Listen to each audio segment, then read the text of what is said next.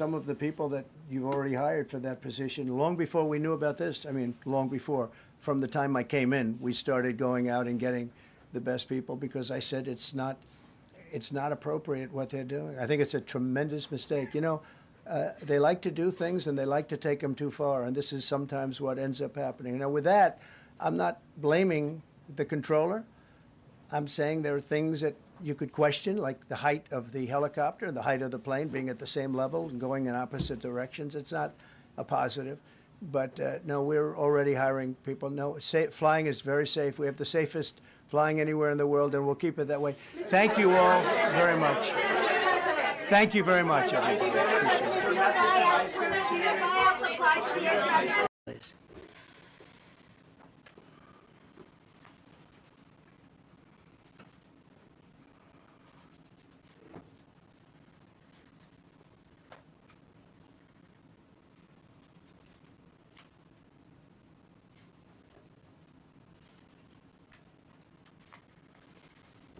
Thank you very much.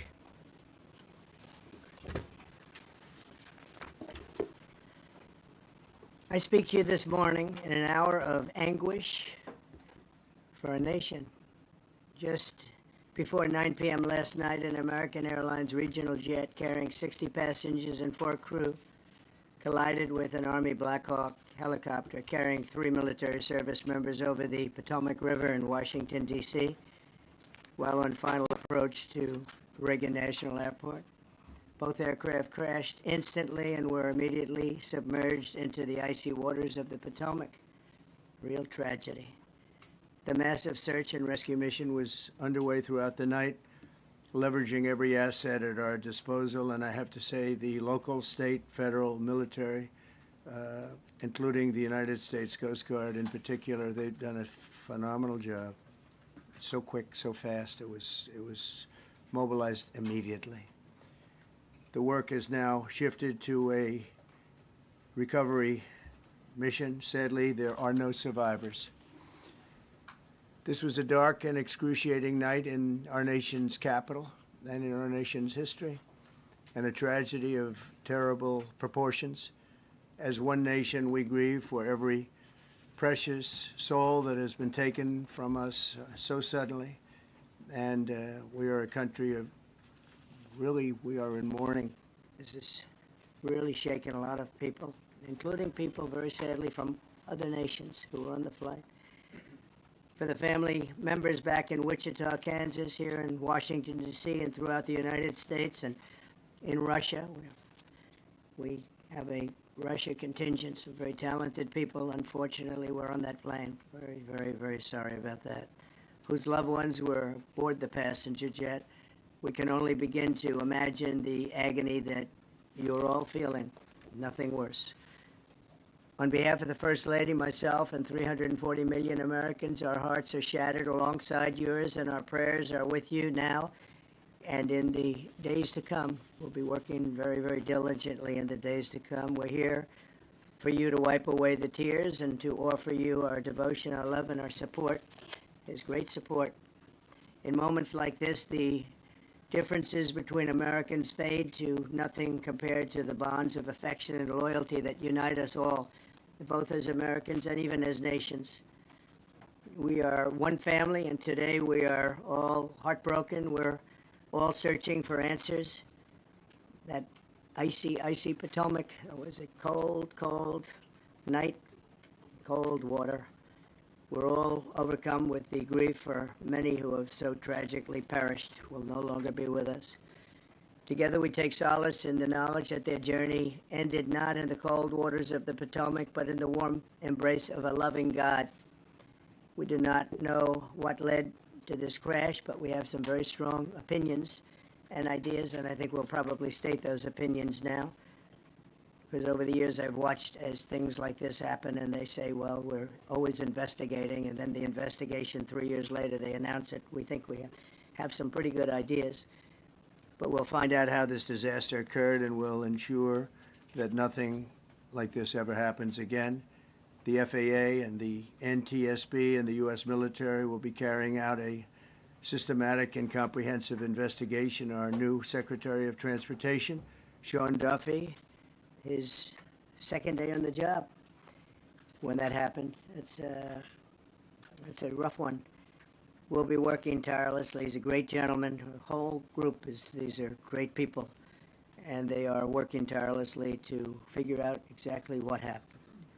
We will state certain opinions, however. I'm also immediately appointing an acting commissioner to the FAA, Christopher Rocheleau, a 22-year veteran of the agency, highly respected.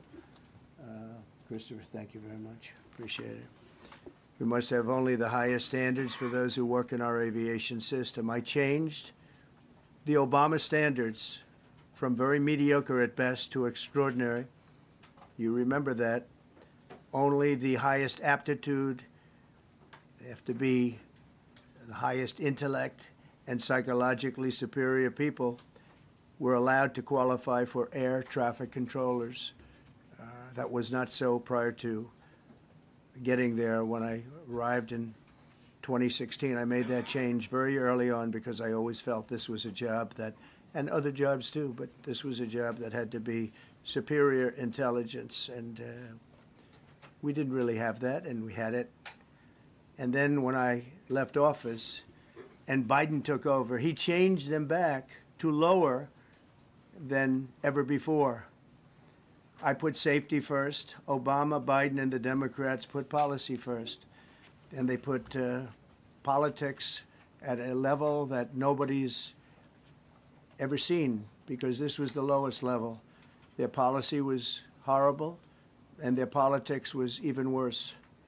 So as you know, last week, long before the crash, I signed an executive order restoring our highest standards for air traffic controllers and other important jobs throughout the country. So it was very interesting. About a week ago, almost upon entering office, I signed something last week that was an executive order, very powerful, on restoring the highest standards of air traffic controllers and others, by the way. Then my administration will set the highest possible bar for aviation safety. We have to have our smartest people. It doesn't matter what they look like, how they speak, who they are. It matters intellect, talent, the word talent. They have to be talented, naturally talented geniuses. You can't have regular people doing that job. They won't be able to do it. But we'll restore faith in American air travel. I'll have more to say about that. I do want to point out that various articles that appeared prior to my entering office, and here's one. The FAA's diversity push includes focus on hiring people with severe intellectual and psychiatric disabilities. That is amazing. And then it says FAA says people with severe disabilities are most underrepresented segment of the workforce, and they want them in, and they want them, they can be air traffic controllers. I don't think so. This was in January 14th, so that was a week before I entered office. They put a big push to put diversity into the FAA's program. Then another article, the Federal Aviation Administration, this was before I got to office, recently, second term. The FAA is actively recruiting workers who suffer severe intellectual disabilities, psychiatric problems, and other mental and physical conditions under a diversity and inclusion hiring initiative spelled out on the agency's website. Can you imagine? These are people that are, I mean, actually, their lives are shortened because of the stress that they have. Brilliant people have to be in those positions, and their lives are actually shortened, very substantially shortened, because of the stress, where you have many, many planes coming into one target, and you need a very special talent and a very special genius to be able to do it. Targeted disabilities are those disabilities that the federal government, as a matter of policy, has identified for special emphasis in recruitment and hiring. The FAA's website states they include hearing, vision, missing extremities, partial paralysis, complete paralysis, epilepsy, severe intellectual disability, psychiatric disability, and dwarfism all qualify for the position of a controller of airplanes pouring into our country, pouring into a little spot, a little dot on the map, a little runway. The initiative is part of the FAA's diversity and inclusion hiring plan. Think of that. The initiative is part of the FAA's diversity and inclusion hiring plan, which says diversity is integral to achieving FAA's mission of ensuring safe and efficient travel. I don't think so. I think it's just the opposite. The FAA website shows that the agency's guidance on diversity hiring were last updated on March 23rd of 22. They wanted to make it even more so. And then I came in, and I assume maybe this is the reason. The FAA, which is overseen by Secretary Pete Buttigieg, a real winner. That guy's a real winner. Do you know how badly everything's run since he's run this Department of Transportation? He's a disaster. He was a disaster as a mayor. He ran his city into the ground, and he's a disaster now. He's just got a good line of bullshit. The Department of Transportation, his government agency charged with regulating civil aviation. Well, he runs it, 45,000 people, and he's run it right into the ground with his diversity. So I had to say that it's terrible. Then it's a group within the FAA, another story, determined that the workforce was too white, that they had concerted efforts to get the administration to change that and to change it immediately. This was in the Obama administration just prior to my getting there. And we took care of African Americans, Hispanic Americans. We took care of everybody at levels that nobody's ever seen before. It's one of the reasons I won. But they actually came out with a directive, too white. And we want the people that are competent. But now we mourn and we pray and would like to ask all Americans to join me in a moment of silence as we ask God to watch over those who have lost their lives and bring comfort to the loved ones. And I just want to say God bless everyone in this room. This has been a terrible, very short period of time. We'll get to the bottom of it. So we all saw the same thing. We've seen it many times. I've had the honor of hearing tapes. Tapes are scary, very scary tapes. You had a airliner coming in, American Airlines. He was doing everything right. He was on track. He was the same track as everybody else. They came in. It's probably the same track as they've had for 25 years or more. He's coming in the path. And for some reason, he had a helicopter that was at the same height, obviously when they hit, but pretty much the same height, and going at an angle that was unbelievably bad. When the air traffic controller said, "Do you see?" He was talking about, "Do you see him?" But there was very little time left when that was stated. And then also he said, "Follow him in." And then almost immediately after that, seconds after that, there was the crash that took place. Well, you follow him in, that means like everything's fine. Follow him in. You had a pilot problem from the standpoint of The helicopter, because it was visual. It was a very clear night. It was cold but clear, and clear as you could be. The American Airlines plane had lights blazing. They had all of their landing lights on. I could see it from the Kennedy Center tape. We had a tape up on the Kennedy Center. That seems to be the primary. Thus far, I'm sure we'll see other tapes because it's such an area where there are a lot of cameras looking up into the air, into space. So we'll probably see many other shots of it before too much time goes by. But we had a situation where you had a helicopter that had the ability to stop. I have helicopters. You can stop a helicopter very quickly. It had the ability to go up or down. It had the ability to turn. And the turn it made was not the correct turn, obviously. And it did somewhat the opposite of what it was told. We don't know that would have been the difference because the timing was so tight. It was so little. There was so little time to think. But what you did have is you had vision. the helicopter had vision of the plane because you had vision of it all the way, perfect vision of it all the way from at Kennedy Center where the tape was taken. And for some reason, there weren't adjustments made. Again, you could have slowed down the helicopter substantially. You could have stopped the helicopter. You could have gone up. You could have gone down. You could have gone straight up, straight down. You could have turned. You could have done a million different maneuvers. For some reason, it just kept going and then made a slight turn at the very end, and by that time it was too late. They shouldn't have been at the same height, because if it was at the same height, you could have gone under it or over it, and nobody realized, or they didn't say that it's at the same height. At the same height, still wouldn't have been great, but you would have missed it by quite a bit.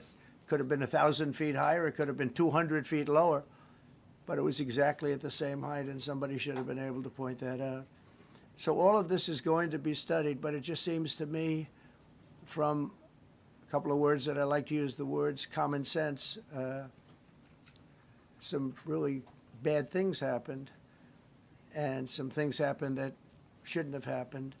So you had a helicopter going in an identical direction. You had a helicopter that was at the exact same height as somebody going in essentially the opposite direction. You had a plane that was following a track, which is a track that every other plane followed. And I don't imagine, I know I've heard today that they might have been following the preceding plane, which was pretty close, but not that close, the preceding plane. But you wouldn't have even been able to see that because of the direction that the helicopter was coming in at. So you had a confluence of bad decisions that were made, and you have people that lost their lives, violently lost their lives. We're going to take a few questions. I'd like to ask our new Secretary of Transportation to say a few words. Sean Duffy, great gentleman, just started. It's not your fault, and I know you agree with me very strongly on intellect and even psychological well-being of the air traffic control. It's such an important position, and I think I can't emphasize stronger. I changed it when I first ran in 2016. I changed it. We had the highest standard that you could have, and then they changed it back. That was Biden, to a standard I read it to you. That was from one of your papers. One of the people in this room actually wrote that. And then I changed it back a few days ago.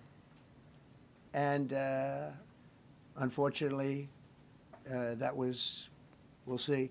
We don't know that necessarily it's even the controller's fault. But one thing we do know, there was a lot of vision, and people should have been able to see that, at what point do you stop? At what point do you say, wow, that plane's getting a little bit close? So this is a tragedy that should not have happened. Please, sir. Thank you, Mr. President. And I would just note the President's leadership has been remarkable during this crisis. We've had a whole of government response, local, state, federal, and when you see that kind of cooperation, it begins with the leadership in this body. So thank you for that, Mr. President. You make our jobs a lot easier. You made an important point that when we deal with safety, we can only accept the best and the brightest in positions of safety that impact the lives of our loved ones, our family members. And I think you make a really important point on that, Mr. President. That is the motto of your presidency, the best and the brightest, the most intelligent coming into these spaces.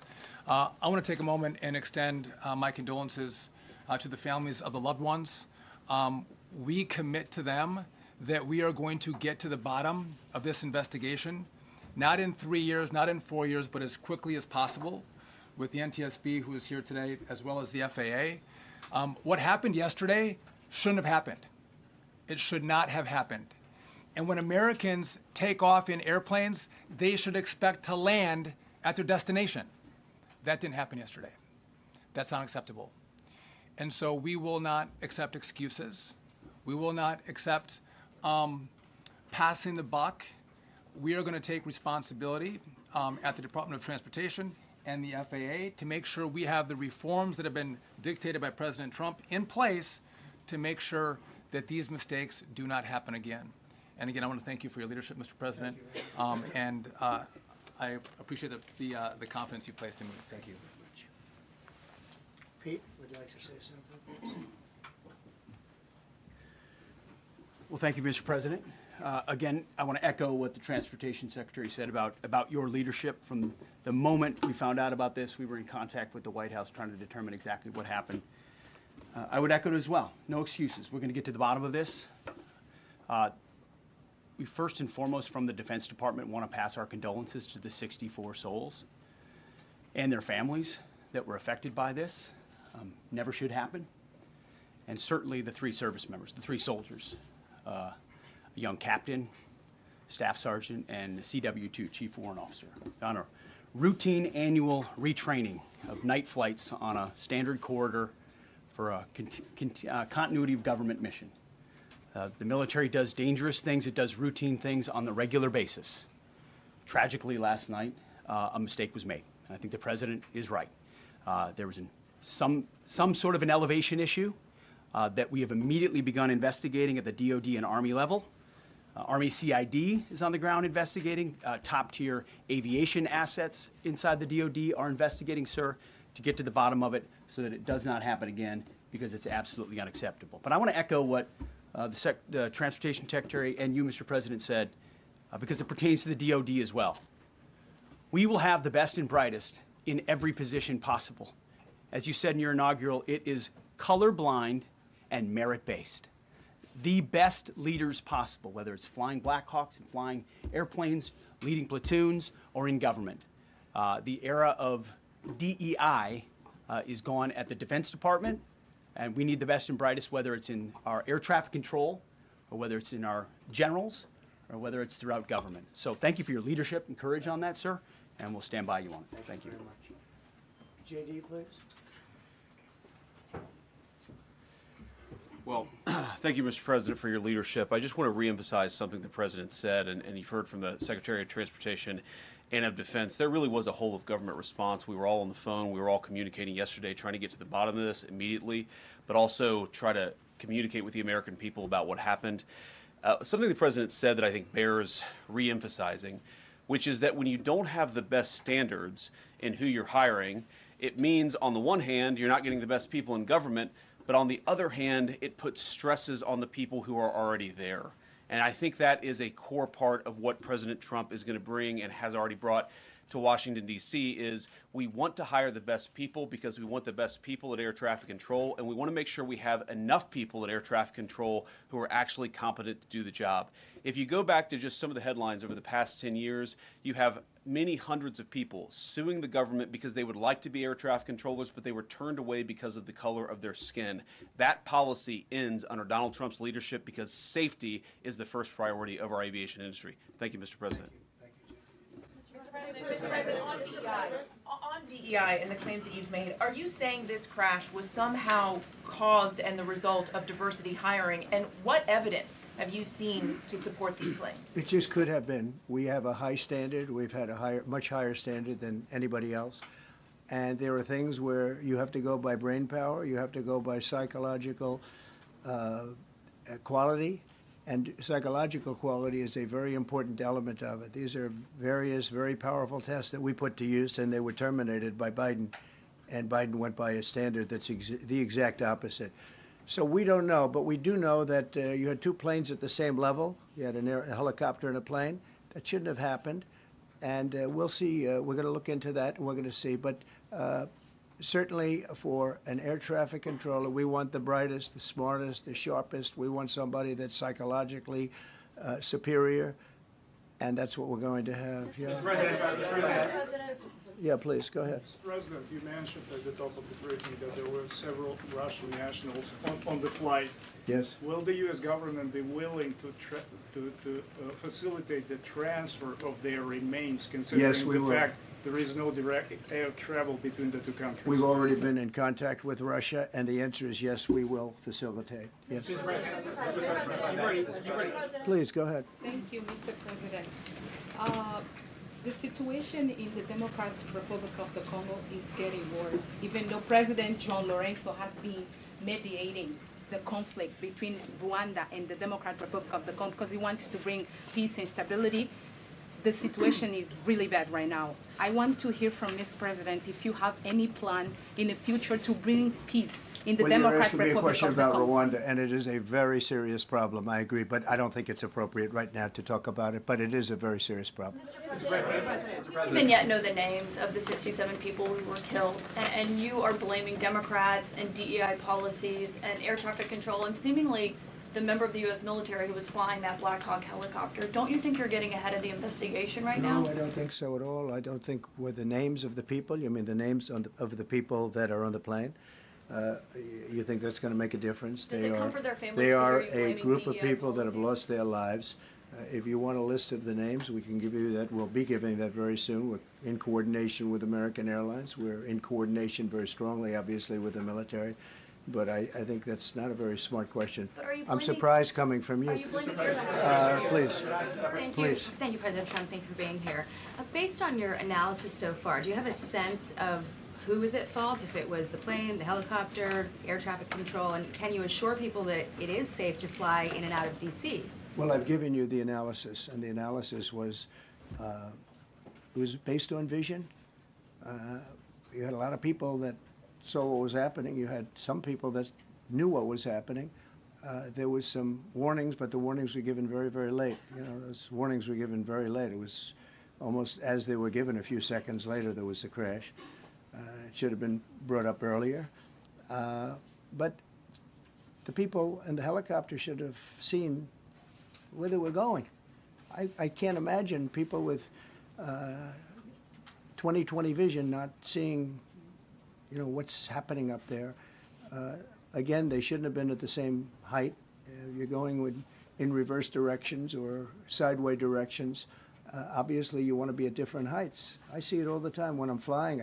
You have planes going in the opposite. They're always lower, we're higher, or they're... So if somehow there's a screw-up, there's not going to be a tragedy. It'll be close, but you know, there's never going to be a tragedy if you're at a different elevation. For whatever reason, they were at the same elevation. And also, from the American Airlines standard, he's along the track that every plane is along.